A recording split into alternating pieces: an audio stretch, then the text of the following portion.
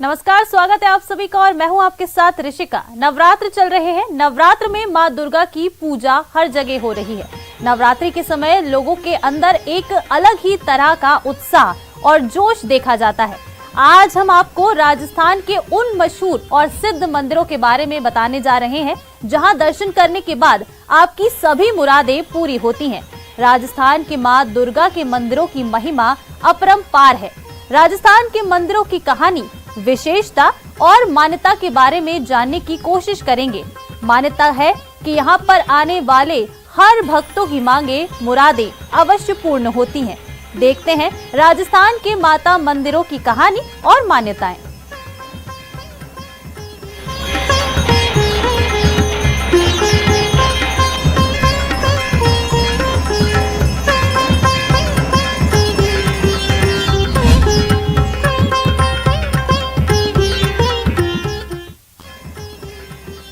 माता न सिर्फ जीत का आशीर्वाद देती हैं, बल्कि कुपित होने पर मुख भी मोड़ लेती हैं। जयपुर के आमेर किले में स्थापित शीला माता के बारे में यही मान्यता है। यहाँ की चमत्कारिक प्रतिमा के बारे में कई तरह की मान्यताएं हैं। एक मान्यता के अनुसार राजा से रूठकर माता ने अपनी गर्दन टेढ़ी कर ली थी। तेरे चरणों पर हो अर्पण, मेरे जीवन के गुण अवगुण, सारी व्यथाएं दूर करो मां, हो कुसुमित मेरा नंदन, मेरा जीवन तेरे शरण।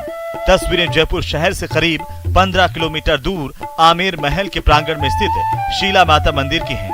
जयपुर वासियों के आराध्य के मंदिर में अंदर जाने पर सबसे पहले यहाँ का मुख्य द्वार नजर आता है, जो चांदी का बना है। इस पर नव दुर्गा, शैलपुत्री, ब्रह्मचारिणी, चंद्रघंटा, कुष्मांडा, स्कंद माता, कात्यायनी, काल रात्रि और सिद्धिदात्री उत्कीर्ण है। दरवाजे के ऊपर लाल पत्थर की गणेश जी की मूर्ति प्रतिष्ठित है। मंदिर में कलात्मक संगमरमर का कार्य महाराजा मानसिंह द्वितीय ने 1906 में करवाया था। शीला देवी मूलतः अंबा माता का ही रूप है।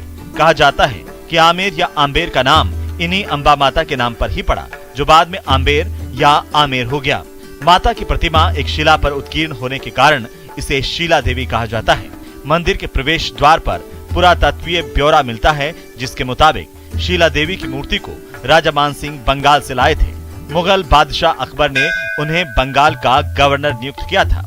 कहा जाता है कि तत्कालीन राजा केदार सिंह को पराजित करने में असफल रहने पर मानसिंह ने युद्ध में अपनी विजय के लिए मां की प्रतिमा से आशीर्वाद मांगा। इसके बदले में देवी ने स्वप्न में राजा केदार से अपने आप को मुक्त करवाने की मांग की।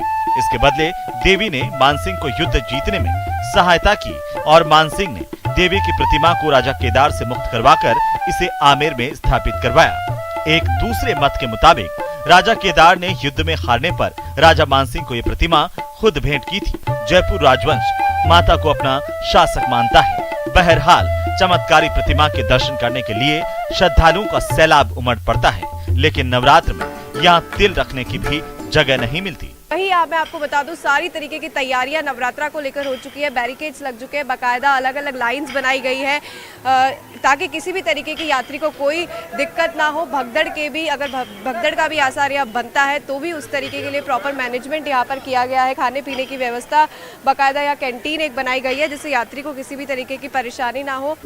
मंदिर की खास विशेषता है कि प्रतिदिन भोग लगने के बाद ही मंदिर के पट खुलते हैं। यहाँ विशेष रूप से गुजिया और नारियल का प्रसाद चढ़ाया जाता है। आमेर महल परिसर में स्थित शीला माता मंदिर में आजादी से पूर्व तक सिर्फ राज परिवार के सदस्य और प्रमुख सामंत जागीरदार ही शीला माता के दर्शन कर सकते थे, लेकिन अब रोज सैकड़ों श्रद्धालु माता के दर्शन करने के लिए पहुँचते हैं। चैत्र और अश्विन नवरात्र में तो माता के दर्शनों के लिए लंबी लंबी कतारें लग जाती है। न्यूज़ 18 राजस्थान के लिए जयपुर से महिमा जैन की रिपोर्ट। माँ की महिमा अपरंपार है। अपने भक्तों को उबारने के लिए माँ ऐसे ऐसे रूप धारण करती है कि दसों दिशाएं माँ का जय जयकार करने लगती हैं। प्रकृति झूम उठती है। अरावली की गोद में बसे माता करणी के मंदिर के बारे में भी ऐसी ही एक मान्यता है। कहा जाता है कि माता ने सफेद चील बनकर अपने भक्त को दर्शन दिए थे और उनका कष्ट दूर किया था।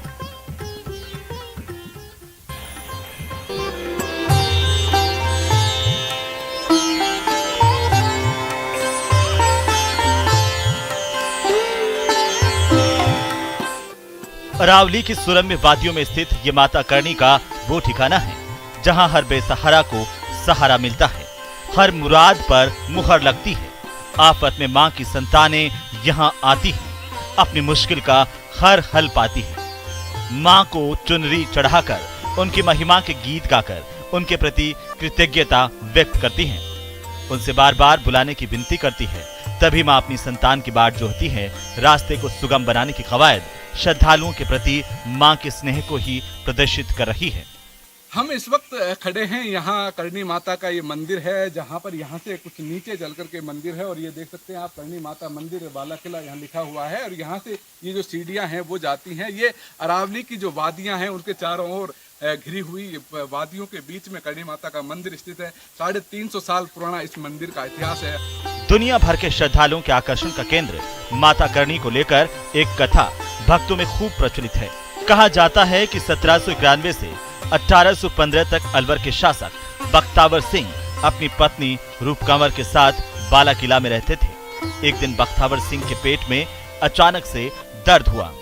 हकीमों के काफी इलाज के बाद भी जब पेट दर्द ठीक नहीं हुआ तो उनके दरबार के रक्षक बारेट ने महाराजा को मां करणी का ध्यान करने की सलाह दी। रक्षक की सलाह मान बख्तावर सिंह ने मां करणी का ध्यान किया।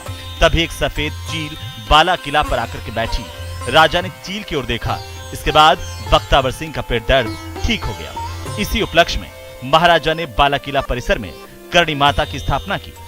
उस दौरान जो राजा महाराजाओं के जो चारण होते थे उन्होंने करणी माता का ध्यान करने का आह्वान किया और महाराज बख्तावर सिंह के द्वारा जब करणी माता का आह्वान किया तो उनका पेट का दर्द ठीक हो गया। करणी माता का मंदिर बीकानेर के करणी माता मंदिर के तर्ज पर बना है। मंदिर तक पहुंचने के लिए दो रास्ते हैं। एक सड़क मार्ग है जो बाला किला तक जाता है, जबकि दूसरा किशन कुंड से होता हुआ पहाड़ी मार्ग से मंदिर तक पहुंचता है। इस रास्ते से भक्त पैदल दर्शन करने जाते हैं। मंदिर का इतिहास तो काफी बड़ा इतिहास है। लगभग कितने साल पुराना मंदिर? 350 वर्ष पुराना मंदिर है।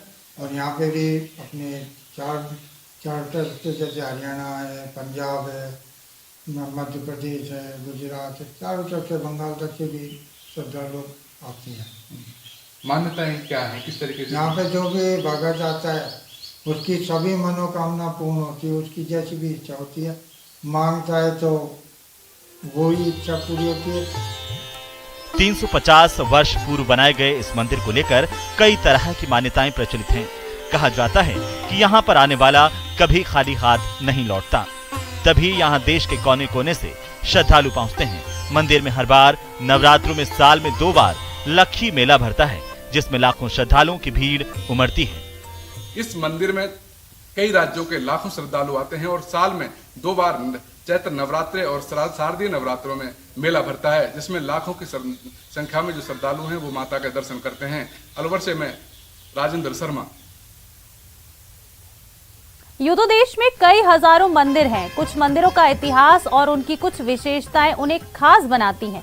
ऐसा ही एक मंदिर है श्री गंगानगर में विनोबा बस्ती में स्थित दुर्गा माता का मंदिर। ये मंदिर अपने आप में खास है क्योंकि यहाँ नवरात्रि के समय पूजे जाने वाली मां शारदे के 9 रूपों की पूजा होती है। सन 1967 में श्री दुर्गा संकीर्तन सभा के द्वारा स्थापित श्री गंगानगर का दुर्गा मंदिर आज जन जन की आस्था का केंद्र बन चुका है।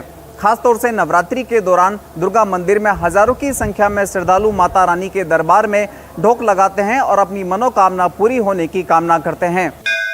श्री गंगानगर के दुर्गा मंदिर की मां भगवती की प्रतिमा में लोगों की प्रखंड आस्था है।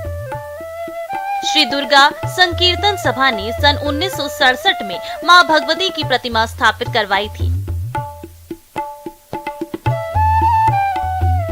नवरात्रि के दौरान मां भगवती के दर्शनों के लिए हजारों श्रद्धालु दुर्गा मंदिर पहुंचते हैं। हालांकि मंदिर की स्थापना से पहले वर्ष 1955 में कुछ देवी भक्तों ने श्री दुर्गा संकीर्तन मंडल की स्थापना की, जिनके द्वारा मां भगवती के जगह जगह भजन कीर्तन किए जाते थे। दुर्गा संकीर्तन सभा के सदस्यों ने वर्ष 1967 में दुर्गा मंदिर की नींव रखी थी। दुर्गा मंदिर संकीर्तन जो है ना, ये पहले यहाँ पर क्या है कि 1955 से कीर्तन और जागरण लोगों के घरों में हुआ करते थे। तब क्या है कि ढोलक वगैरह भी नहीं होती थी, पीपे बजाकर लोगों के घरों में जागरण किया करते थे। जो हमारे बुजुर्ग हैं, जिनके पुराने नाम हैं, कई नाम हैं, तो उसमें उन्होंने मतलब कि कीर्तन जागरण करते करते उनके दिमाग में आया कि क्यों ना अपने एक मंदिर की स्थापना की जाए, उस मंदिर के मार्फत जागरण कीर्तन चौकी लोगों के घर में की जाए और माँ दुर्गा का प्रचार प्रसार किया जाए। कुछ सालों पहले ही मंदिर में देवी के 9 स्वरूप स्थापित किए गए हैं। नवरात्रि के दौरान अष्टमी पर मंदिर प्रबंधन की तरफ से 3100 ज्योति की महाआरती का आयोजन किया जाता है। माता रानी के भक्तों का विश्वास है कि इस महाआरती में माँ भगवती स्वयं प्रकट होती हैं और आशीर्वाद प्रदान करती हैं। मानता इसकी पूरी है। सब भक्तजन फुल नवरात्रों में भी और बिना नवरात्रों के से फुल आते हैं और सबकी मनोकामना पूरी होती है यहाँ भगवती के दरबार में। और अब भी नवरात्र से पहले भी अब भी भीड़ चल रही है, अब भी आते हैं लोग लगातार। यहाँ मंदिर की मान्यता बहुत है जी। जो भी यहाँ श्रद्धालु अपनी इच्छा लेके आता है, माता रानी उसकी इच्छा पूर्ण करती है। और अब नवरात्रों का जो उत्सव आ रहा है उसके लिए पूरी ज़ोर शोर से तैयारियां करेंगे और काफ़ी भीड़ लगती है यहाँ सुबह से लेकर शाम तक। हर श्रद्धालु की इच्छा यहाँ पूर्ण होती है। माता रानी सबकी इच्छा पूरी करती है। यहाँ राजस्थान के अलावा अन्य राज्य के लोग भी मां के दर्शन के लिए मंदिर में पहुँचते हैं। भक्त पूरे उत्साह के साथ मां के मंदिर में आते हैं। भक्तों के द्वारा मांगी गई मन्नतें मां दुर्गा पूरी करती हैं और इसी वजह से लोगों की आस्था इस मंदिर में एक अलग स्थान रखती है। श्रद्धालुओं का विश्वास है कि नवरात्रि के दौरान अष्टमी के दिन श्री गंगानगर के दुर्गा मंदिर में होने वाली 3100 ज्योत की महाआरती में मां भगवती स्वयं प्रकट होकर श्रद्धालुओं को आशीर्वाद प्रदान करती हैं। अशोक शर्मा, न्यूज़ 18 श्री गंगानगर। दाड़ देवी मंदिर कोटा के प्रमुख तीर्थ स्थलों में से एक है। दाड़ देवी मंदिर का निर्माण 10वीं शताब्दी में किया गया था, जो कैथून के तंवर राजपूतों ने अपनी कुल देवी के रूप में स्थापित की थी। दाड़ देवी मंदिर कोटा में प्रमुख आस्था का केंद्र बना हुआ है। किसानों के लिए वरदान है यहाँ के कुंड का पानी। फसल को नष्ट होने से बचाती है। हर मुराद यहाँ होती है पूरी। कोई भी आस नहीं रहती अधूरी। दाड़ देवी की महिमा है अपरंपार। नवरात्रि के 9 पवित्र दिन और इस दिन हम आपको लेकर आए हैं कोटा शहर से करीब 20 किलोमीटर दूर प्रकृति की गोद में स्थित खूबसूरत दाड़ देवी के मंदिर में। दाड़ देवी के मंदिर के इस रियासतकालीन और प्राचीन कुंड की एक अलग विशेषता कही जाती है। कहा जाता है कि कोई भी भूमिपुत्र या किसान इस कुंड से जो पानी को ले जाकर अपने खेतों में छिड़काव कर देता है तो फसलों को नुकसान पहुंचाने वाले कीड़े मकोड़े ही नहीं बल्कि जीव जंतुओं के मुंह में भी दाढ़ बन जाती है और फिर वो खेतों को और फसलों को नुकसान नहीं पहुंचा पाते। कोटा से करीब 20 किलोमीटर दूर उम्मेदगंज के जंगल में स्थित है दाड़ देवी का ये मंदिर। कोटा के प्रमुख तीर्थ स्थलों में से एक है दाड़ देवी का ये मंदिर।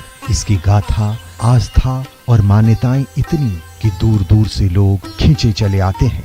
कहते हैं यहाँ चमत्कार होता है, कुछ जादू है यहाँ के कुंड के पानी में। तभी तो कहा जाता है किसानों के लिए वरदान है यहाँ के कुंड का पानी। 5 से मैं यहाँ आ रहा हूँ। अब हर नवरात्रा में भी आते हैं। 12 महीने में करीबन 3-4 बार तो आ ही जाते हैं हम यहाँ माता जी के दर्शन। और उसकी असीम कृपा है हमारे ऊपर, ऐसी बात नहीं है।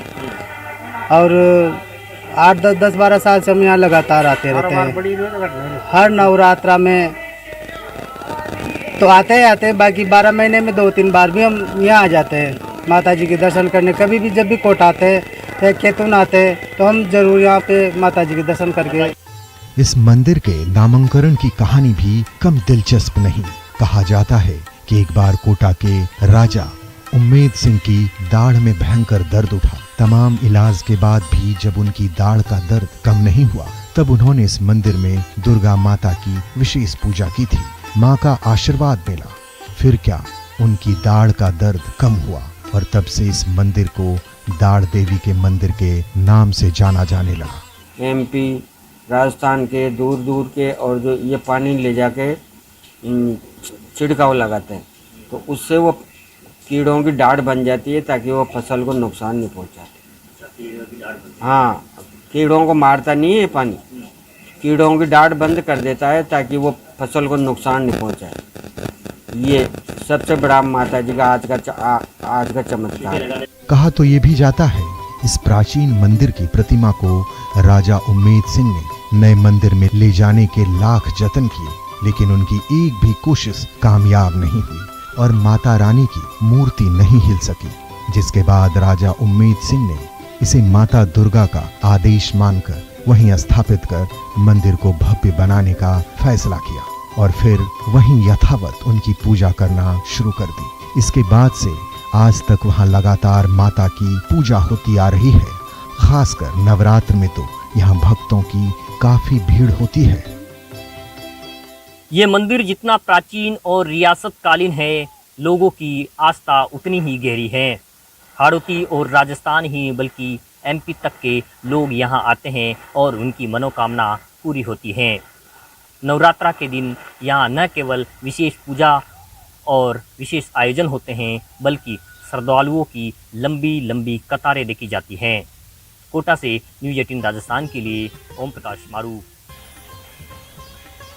शारदीय नवरात्रि के अवसर पर राजसमंद की पहाड़ियों पर स्थित राजेश्वरी अन्नपूर्णा माता जी के मंदिर को विशेष अलंकरणों से सजाया गया है। दुर्गा उपासना का क्रम भी नियमित रूप से जारी रहेगा। दुर्गा सप्तशती पाठ, दुर्गा कवच सहित महाआरती की जाएगी, जहां मां के दर्शन के लिए भक्त जुटने लगे हैं। देखिए इस खास रिपोर्ट में।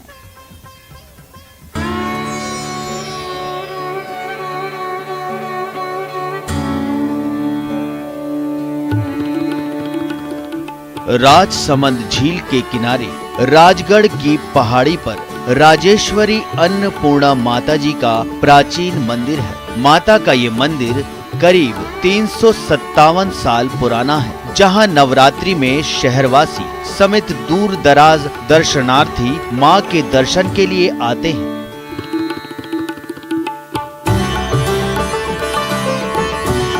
मुख्य पुजारी पंडित गोपाल श्रोत्रिय के अनुसार नवरात्रि के 9 दिनों तक इस मंदिर में दुर्गा पाठ, दुर्गा कवच और शतचंडी का पाठ किया जाता है, जिसके लिए मंदिर को भव्य रूप से सजाया गया है, जहां प्रदेश के विभिन्न प्रांतों से श्रद्धालु मां अन्नपूर्णा के दर्शन के लिए पहुंच रहे हैं। कार्यों की पूर्णता की प्रसन्नता के साथ ही महाराणा राज सिंह ने इस स्थान को राज मंदिर के नाम से प्रतिष्ठित किया।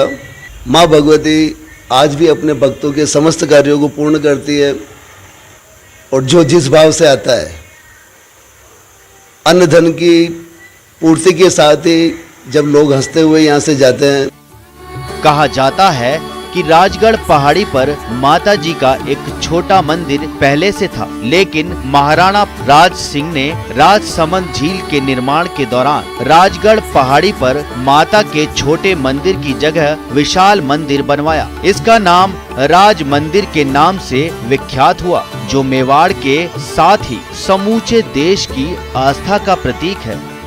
और मान्यता यह है कि इस मंदिर में आने वाले सभी श्रद्धालुओं की जो मन की जो कामनाएं होती है, जो अपनी मुराद लेके आते हैं, उनकी सभी मुरादें मां अन्नपूर्णा पूरी करती हैं और उनके वर्ष भर घर में खुशहाली एवं अन्न धन के भंडार भरे रहते हैं।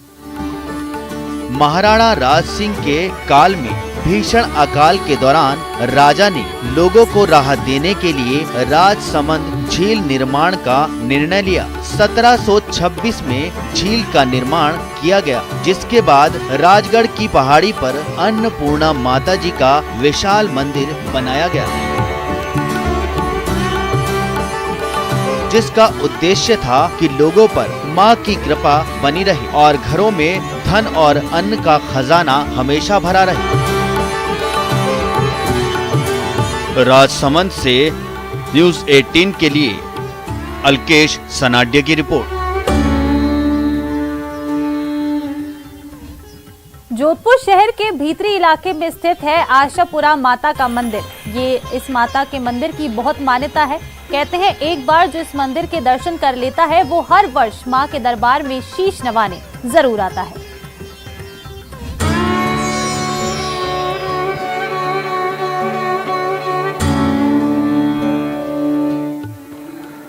जोधपुर के गेरुआ पत्थर से बनी है यह आशापुरा माता की मूर्ति। जोधपुर के भीतरी शहर में खापटा गली में यह आशापुरा माता का मंदिर आस्था का केंद्र है शहरवासियों के लिए। नौरतों में यहाँ आयोजन होते हैं, हवन होते हैं और कई लोग अपनी श्रद्धा, मनोभावना और अपनी आशा को लेकर के यहाँ पहुँचते हैं और पूरा होने के बाद में धन्यवाद ज्ञापित करने भी इसी के दर पर, इसी की चौखट पर शीश नवाते हैं। जोधपुर की तंग गलियों में स्थित खापटा इलाके में बना ये अति प्राचीन मंदिर आस्था का केंद्र है।